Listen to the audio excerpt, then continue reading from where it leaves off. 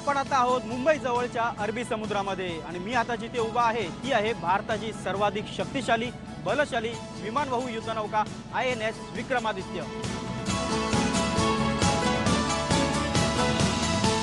INS विक्रमादित्यचे अनेक वैशिष्ट्य आहे, त्यापैकी एक वैशिष्ट्य आहे ते म्हणजे या INS विक्रमादित्यच्या डेकवरती मिग फायटर 29K हे फाइटर जेट असणार आहेत आणि त्याचेच पायलट्स आता आपल्या सोबत आपण थेट त्यांच्याशी बोलणार आहोत। ये बताइए आप फाइटर जेट यहाँ पे कितना कठिन है इस डेक पे फाइटर जेट उतारना और लैंडिंग भी करना और टेक ऑफ भी करना। इस जहाज़ पे दैट इज़ INS विक्रमादित्य पे लैंड करना बहुत ही डिफ़िकल्ट काम है। वो किसी भी कैरियर के ऊपर किसी भी फिक्स्ड विंग एयरक्राफ्ट को दैट इज़ हेलीकॉप्टर के बजाय किसी भी एयरक्राफ्ट को लैंड करना हमेशा ही मुश्किल काम होता है बिकॉज द जो आपकी लेंथ अवेलेबल है लैंडिंग करने के लिए जो मार्जिन अवेलेबल हैं वो बहुत ही कम होते हैं। कभी भी अगर हम किसी रनवे के साथ कंपेयर करें बिकॉज रनवे किलोमीटर्स लंबा होता है, यहाँ पे इतनी लग्जरी नहीं है, वो बहुत ज़्यादा चौड़ा भी होता है, अगेन वो यहाँ पे नहीं है। सो ये बहुत ही ज़्यादा डिफ़िकल्ट है और इस डिफ़िकल्टी पहली बात तो ये छोटा है एज मैंने आपको बताया, plus the it's moving also, it's ये हिलता डुलता है तो आपकी डिफ़िकल्टी और भी ज़्यादा बढ़ जाती है टू लैंड ऑन द इस जहाज़ के ऊपर लैंड करना। सर फाइटिंग के वक्त कितनी डिफ़िकल्टी होती है, आप मतलब समंदर वेदर और सब कुछ और डिफ़िकल्टीज काफ़ी होती है, तो इस तौर पे आप कितने कारगर फाइटर जेट के लिए हो सकता है वक्त? नहीं, हम हमेशा हमारा पूरा ट्रेनिंग किया जाता है। ट्रेनिंग बहुत ही लंबा ट्रेनिंग होता है बिकॉज द डिग्री ऑफ बहुत ही ज़्यादा मुश्किल है। सिमुलेटर फिर हम लैंड के ऊपर ट्रेन करते हैं, फिर इसके बाद ट्रेन करते हैं so that we should be able to land safely. हम हमेशा अपना मिशन करके जो भी हमारे अपना खुद के लिए, अपनी नेवी के लिए, अपने देश के लिए जो भी मिशन है वो करें। हम हमारे देश की सुरक्षा के लिए जो भी रिक्वायर्ड है वो प्रॉपर टाइप करके बिल्कुल तसल्ली से करके वापस अपने शिप के ऊपर लैंड कर सके हम वापस सेफली। सर INS विक्रमादित्य पर ज्वाइन होने से पहले आपने इसके पहले यहाँ इसी जहाज़ के लिए डिक्टो आपने कहाँ पे ट्रेनिंग ली, किस तरह का ट्रेनिंग ली, क्या कहेंगे इस पर? फॉर डेक लैंडिंग इस पे लैंड करने से पहले हमने जर्नी स्टार्टेड, हमारी ट्रेनिंग रशिया से स्टार्ट हुई, वहाँ पे हमने सिमुलेटर फ्लाई किया। उसके बाद हमने गोवा के अंदर अपना ट्रेनिंग किया। गोवा में हमारे पास shore based test facility we called SBTF वो है। वो basically limited replica of ship है, ऐसे ही जो सिस्टम यहाँ पे वैसे वो सिस्टम। पहले हमने उसके ऊपर बहुत सारा ट्रेनिंग किया और फिर यहाँ पर भी काफ़ी महीनों तक ट्रेनिंग चलता रहा, इससे पहले कि हमें किसी ने बोला कि ओके ठीक अभी आप क्वालिफाइड हो गए हो। तो the training was quite long. Sir इस डेक पर इंडिया का बेड INS तेजस ये भी उतर सकता है क्या इस पर? That I will not be able to answer, that my boss will be able to answer. आपको मेरा बॉस ही बता पाएंगे इस बारे में। पर कितना मतलब मिसाइल प्रूफ है जो फाइटर जेट है यहाँ पे MiG-29, कितना कारगर ठहरेगा दुश्मन का सामना करने के लिए? मैं ये कहना चाहूँगा MiG-29K अभी बहुत ही वन ऑफ द लेटेस्ट, बहुत ही अत्याधुनिक एयरक्राफ्ट है एंड ये बहुत ही गर्व की बात है भारतीय नौसेना और भारत देश के लिए कि हमारे पास ये है। इसकी परफॉर्मेंस, इसका सब कुछ देखते हुए अभी हमें कोई शक नहीं कि हम भारत के अपने हमारे भारतीय जो हमारे सीमा है, भारतीय पानी के अंदर हम बिल्कुल सुरक्षित अपने देश के लिए सुरक्षित माहौल बनाने में सक्षम रहेंगे, इस बारे में हमें कोई शक नहीं है। आपका ब्लैक पैंथर ये स्लोगन है, उसके बारे में क्या कहना चाहेंगे? ब्लैक पैंथर नो, ट्रेडिशनली हमारे no this basically the aggressiveness the squadron हमारा है। एग्रेसिवनेस टिपिकली ट्रेडिशनली नेवी के अंदर जो भी स्क्वाड्रन है उसके नाम has been on wild, like earlier we had sea harrier called white tigers, now we have the black panthers, all the showing the character of the squadron that we are aggressive and we are ready for all the missions always. धन्यवाद sir आपने बातचीत करने के लिए। आपण बघितलं की MiG-29K हे जसं चपळ आहे तसं जलद गतीने मारा करणारं देखील फायटर जेट आहे आणि त्यासाठी खास प्रशिक्षण घेतलेलं आहे इथल्या पायलट्सने रशियामध्ये जाऊन देखील आणि भारतामध्ये देखील, आणि त्यानंतर ह्या INS विक्रमादित्यच्या डेकवरती राहून त्यांनी सतत प्रशिक्षण घेतलेलं आहे खरं तर, आणि त्यानंतरच ते या डेकवरती भारताच्या सीमांचं रक्षण करण्यासाठी तैनात झालेले आहे। INS विक्रमादित्य युद्धनौकेचे कॅप्टन आता आपल्या सोबत आहे सूरज बेदी सर। सर आपका स्वागत है IB लोकमत में। ये जो शिप है कितना कारगर और कितना निर्णायक है युद्ध के मैदान में INS विक्रमादित्य? ये हमारा बहुत ही शक्तिशाली और नया युद्धपोत है जिसके ऊपर हमारे लड़ाकू जहाज़ MiG-29K और कामोव 31 जैसे हेलीकॉप्टर ऑपरेट करते हैं। आपके पीछे खड़ा हुआ हमारे हवाई जहाज़ दर्शाते हैं कि हम लोग अपनी ऑपरेशनल कार्रवाई में एकदम आगे पहुंच चुके हैं और ये एक बहुत महत्वपूर्ण युद्धपोत है हमारी नौसेना के लिए, हमारे देश के लिए। सर इसकी ताकत के बारे में क्या कहना चाहेंगे? इस पर ब्रह्मोस मिसाइल भी है, MiG-29K भी है, चेतक चॉपर्स है, सीकिंग चॉपर्स है। तो मुंबई के और आसपास अपने जो समुद्र किनारा है जो पूरे भारत का, उसकी जो सुरक्षा के लिए कितना कारगर ठहरेगा? हमारे मिग 29 के लड़ाकू विमान जो हैं वो बहुत शक्तिशाली हवाई जहाज़ है और उसकी जो कैपेबिलिटी और रीच है उससे हम लोग ये इंश्योर कर सकते हैं कि जो हमारी देश की मैरीटाइम रिक्वायरमेंट्स हैं और मैरीटाइम इंटरेस्ट हैं उनको हम अच्छे तरीके से प्रोटेक्ट कर सकें। सर क्या कहेंगे कि दुनिया में सिर्फ 20 एयरक्राफ्ट कैरियर है, उसमें से 2 भारत के पास है और उसमें से एक जो INS विक्रमादित्य है सबसे बड़ा है, INS विराट और INS विक्रमादित्य। तो नौसेना की जो ताकत है कितनी बड़ी हो सकती है दोनों? हमारी नौसेना हमेशा से एयरक्राफ्ट कैरियर ऑपरेट करती आई है और बहुत ही अपने रीजन की शक्तिशाली नौसेना है जिसका उद्देश्य ये है कि हमारा आसपास का समुद्री इलाका सुरक्षित रहे और जिससे हमारे देश की तरक्की और उन्नति हो सके और हम लोग डेवलपमेंट के पाथ पे जा सकें। इसलिए हमारे एयरक्राफ्ट कैरियर बहुत essential part of the force हैं जो कि हमारे देश की उन्नति के लिए बहुत ज़रूरी है। तो क्या कहेंगे इस शिप के बारे में? शिप पर काफ़ी सबसे ज़्यादा जवान है तैनात, उनके बारे में क्या कहना चाहेंगे? 1,500 के करीब जवान हमारे तैनात।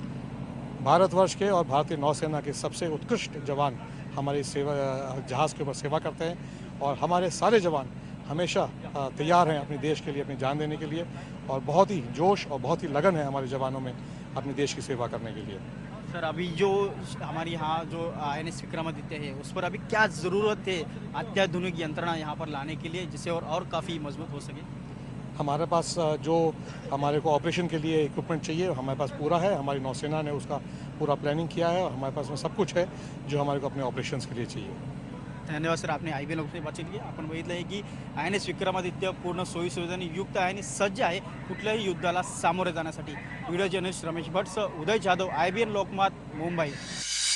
INS विक्रमादित्य वेस्टर्न कमांडच्या हद्दीमध्ये असणार आहे आणि आपल्यासोबत आहे वेस्टर्न कमांड फ्लीटचे flag officer Harikumar sir. Sir आपका स्वागत है IBN लोकमत में. ये बताइए INS विक्रमादित्य इस समुद्र में किस तरह से कारगर ठहरेगा दुश्मन का सामना करने के लिए? विक्रमादित्य है फ्लीट का सबसे बड़ा जहाज़. ये एयरक्राफ्ट कैरियर है. It provides air defence for the fleet. जब फ्लीट के शिप्स समुद्र में जाते हैं तो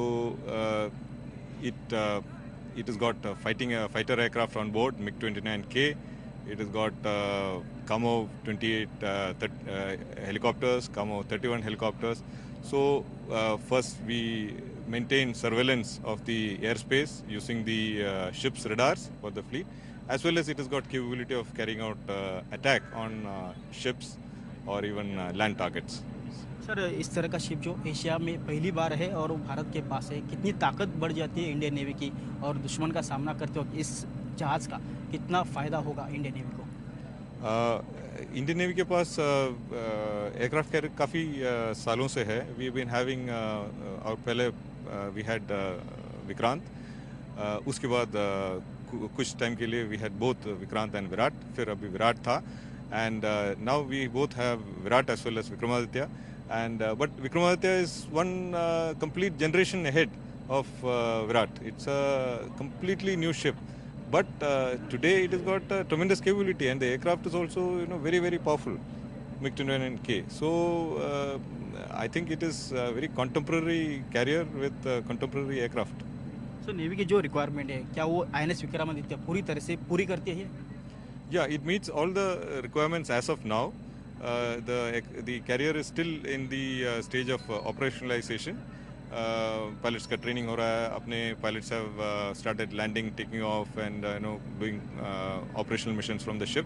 INS विक्रमादित्य किस तरह से मतलब सामना कर पाएगा और किस तरह से सिक्योरिटी इंडियन कार्गो पे भी ऑल ओवर वर्ल्ड के कार्गो शिप के लिए भी कर पाएगा? इंडियन ओशन में सिक्योरिटी प्रोवाइड करना इंडियन नेवी का काम है.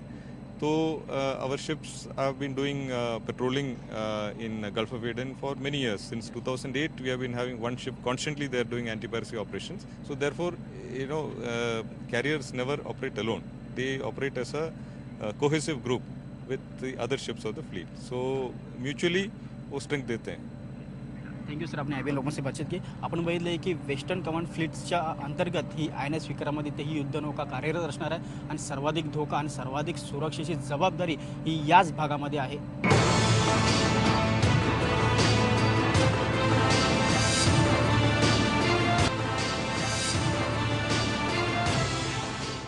INS विक्रमादित्य भारतातलीच नाही तर आशिया खंडातली सगळ्यात मोठी विमानवाहू युद्धनौका आहे। ही एवढी मोठी आहे की या युद्धनौकेवरती 3 फुटबॉलची मैदानं मावतील एवढी मोठी ही युद्धनौका आहे। त्यामुळेच या युद्धनौकेवरती जवळपास 1500 नौसैनिक कामाला आहेत। ते या युद्धनौकेबरोबरच भारताच्या सागरी किनाऱ्यांची सुरक्षा देखील त्यांच्यावरतीच अवलंबून आहे।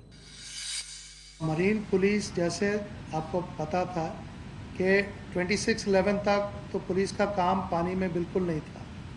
अभी जो भी आदमी और जो भी लोग समुंदर पे जाते हैं उनकी ट्रेनिंग बहुत लंबी होती है, बिकॉज उसमें सीमनशिप होता है, नेविगेशन होता है, वेपन होता है। आप अगर आर्मी रिक्रूट को लो तो 6 महीने में आप उसको ट्रेन करके बटालियन में भेज सकते हो। यहाँ पर क्योंकि समुंदर एक ऐसी चीज़ है उसके लिए टाइम ट्रेनिंग का ज़्यादा लगता है। तो मरीन पुलिस ने काफ़ी अच्छा काम भी किया है। उन्होंने बहुत कोशिश की है कि बिल्कुल ज़ीरो से, उनको कुछ नहीं मालूम था, उन्होंने बोट्स इंडक्ट की हैं, उनके आदमियों को ट्रेन किया है बहुत नेवी और कोस्ट गार्ड ने। और आज वो ये जो छोटी बोट्स हैं पहले से बहुत बेहतर उनको मेंटेन कर सकते हैं, उनको ऑपरेट कर सकते हैं। बट ये जो ट्रेनिंग का मामला है, आपको ये मैं बताना चाहूँगा कि अभी गुजरात में एक मरीन पुलिस एकेडमी बनाई जा रही है। मरीन पुलिस एकेडमी, जैसे पुलिस एकेडमी है माउंट आबू में, एक मरीन पुलिस एकेडमी बनाई जा रही है जहाँ पर लगातार ट्रेनिंग हो सके। सो मुझे उम्मीद है कि आस्ते आस्ते जो हमारी 9 कोस्टल स्टेट्स हैं उनकी जो मरीन पुलिस है वो अपने काम में बेहतर हो जाएंगी और कोस्ट गार्ड और नेवी के साथ कोस्टल सिक्योरिटी पर अपना काम कर सकेंगे। ट्रेनिंग जैसे मैं अगर आपको ले जाऊं अभी बोट में, so I have to start from scratch to tell you how to कि बोट है क्या, समुद्र कितना डीप है, उस पर नेविगेट कैसे करते हैं, डायरेक्शन कैसे पता होता है, कितनी आपके पास पानी आपके नीचे है वो कैसे पता किया जाता है, आपको एंकर करना है तो कैसे करना पड़ता है, आपको इंजन ख़राब हो गया तो क्या करना पड़ता है। सो ये चीज़ें को टाइम लगता है। ये जैसे आपको अगर आप कार खरीदें या मिक्सी खरीदें उसको टाइम लगता है थोड़ा to get it. So it is equipment oriented, so lot of time is spent on training people on the new equipment. हम अपनी ट्रेनिंग जो जैसे नेवी बढ़ती जा रही है, हमारे जो ट्रेनिंग इंस्टीट्यूशंस हैं उस पर डिमांड बहुत है। हम अपनी बेल्ट टाइट करके जितना ट्रेनिंग कर सकते हैं, I can rest assure you, क्योंकि वो हमारे कोस्टल सिक्योरिटी के बहुत इंपॉर्टेंट पार्ट हैं। जितनी ट्रेनिंग हम और कोस्ट गार्ड कर सकते हैं वो हम करते हैं, बट उनको और भी चाहिए क्योंकि नेवी अपनी ट्रेनिंग कर रही है, कोस्ट गार्ड अपनी ट्रेनिंग कर रही है, मरीन पुलिस की ट्रेनिंग भी एक्स्ट्रा है, तो वो हम कर रहे हैं। तो जैसे मैंने कहा अभी वो अपने आप अपनी एकेडमी बना रहे हैं, जैसे कि उनकी ट्रेनिंग अपने आप से हो। उसमें शुरू में नेवी और कोस्ट गार्ड के इंस्ट्रक्टर जाएंगे, बट आहिस्ते आहिस्ते उनका काडर भी अपने आप ही सिखाता जाएगा। Lady officers in combat role is not Navy's decision, it is the decision of the country. So there is a public debate and I'm glad you asked the question. It is good that the media can debate this issue. It is being debated okay, whether we should send women into combat roles. It is open question and I think it will be decided by the government in due course. There are pluses and minuses like in anything else, and I think that decision will be taken by the government in due course.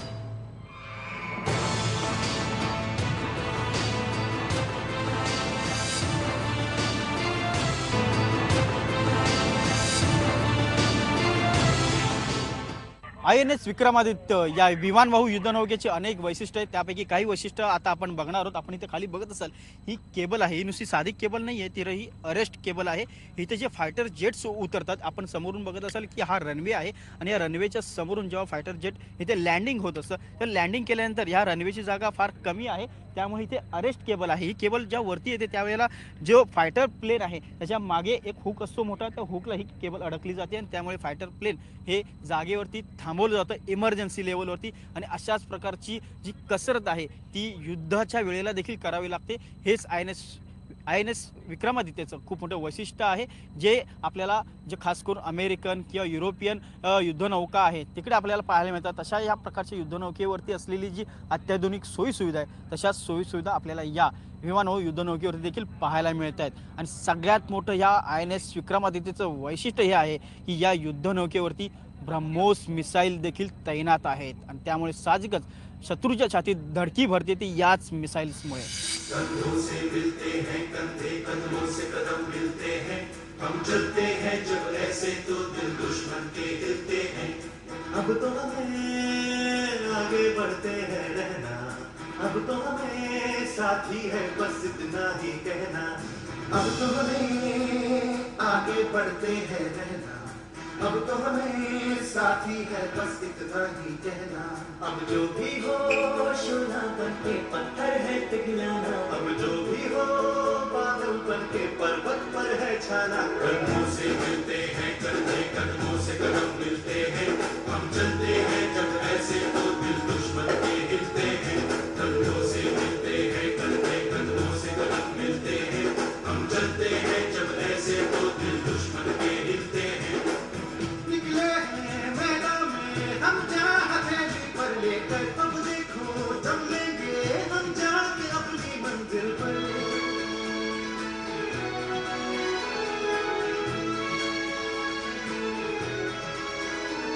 खतरों से हंस के खेलना इतनी तो हमें हिम्मत है मोड़े कराई मौत की इतनी तो हमें ताकत है हम सरहदों के वास्ते लोहे की दीवार है हम दुश्मनों के वास्ते होशियार है तैयार है अब जो भी हो शोला बन के पत्थर है पिघलाना अब जो भी हो बादल बन के पर्वत पर है छाना.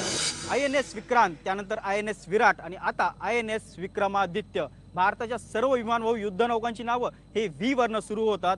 हे व्ही म्हणजे काय आहे तर व्ही म्हणजे विक्ट्री आणि ह्या विक्ट्रीवरूनच भारताच्या सर्व विमानवाहू युद्धनौकांची नावं ठेवण्यात आलेली आहेत. भारत स्वबळावरती जी विमानवाहू युद्धनौका बनवत आहे त्याचं नाव देखील INS विक्रांत असंच ठेवण्यात आलेलं आहे.